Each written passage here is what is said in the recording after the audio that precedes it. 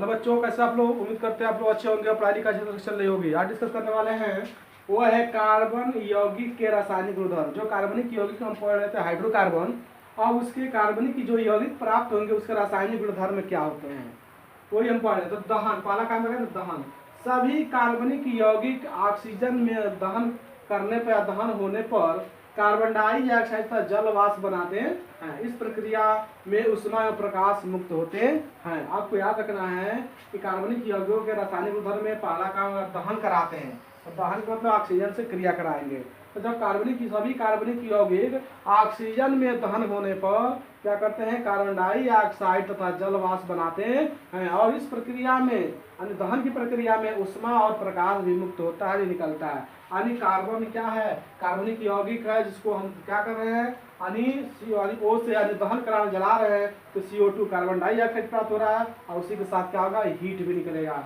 अगला हमने लिया मेथेन गैस। जो है आपका मेथेन गैस को हम वायु की उपस्थिति में जला रहे हैं, दहन करा रहे हैं, तो साथ साथ क्या बन रहा है, CO2 कार्बन डाइऑक्साइड, ये जल वाष्प बनेगा और इसके साथ साथ क्या बनने वाला है, वो है हीट, ऊष्मा और प्रकाश भी निकलता है। तो दहन की क्रिया में हमेशा कार्बनिक यौगिक जब दहन कराते हैं तो याद रखना आपको, हमेशा कार्बन डाइऑक्साइड, जल वाष्प और साथ साथ ऊष्मा प्रकाश भी निकलते हैं।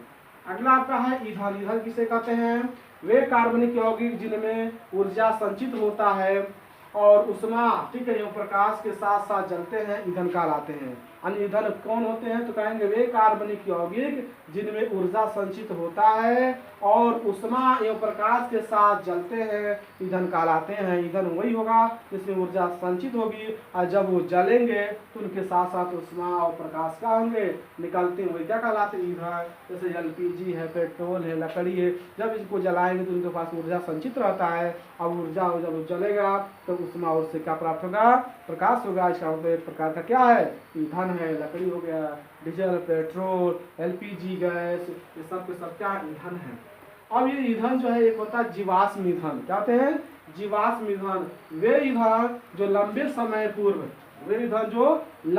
पूर्व जो पुराने पेड़ पौधे तथा जीव जंतुओं की धरती में, ठीक है, चट्टानों की परतों के नीचे दब गए थे या दब जाने के कारण उसका विघटन होता है। विघटन होने से, ठीक है, विघटन से बनते हैं। कौन, जीवाश्म ईंधन कहलाते हैं, उनके विघटन से बनते हैं, जीवाश्म ईंधन कहलाते हैं। यानी कहने का मतलब यह है कि लंबे समय पूर्व जो है आपके क्या थे, पेड़ पौधे थे इस पृथ्वी पर, कुछ जीव जंतु थे। जब पृथ्वी में क्या हुआ, उथल पुथल हुआ तो हमारे क्या कुछ जीव और पेड़ पौधे नीचे दब गए। अधिक ताप दाब के कारण उसमें क्या होने लगा, विघटन होने लगा। और विघटन होने के बाद वे धीरे धीरे चट्टानों से दबने के कारण विघटन हो गया। और विघटन होने के बाद जो अवशेष प्राप्त हुए उन्हें हम क्या कहते हैं, जीवाश्म ईंधन कहते हैं। जो पेड़ पौधे और जीव जंतुओं के अवशेषों से जो प्राप्त ईंधन होता है उसी को क्या कहते हैं, जीवाश्म ईंधन कहते हैं। इसमें कोयला है, पेट्रोलियम है, ये क्या है, जीवाश्म ईंधन है। तो आज के लिए बस इतना ही,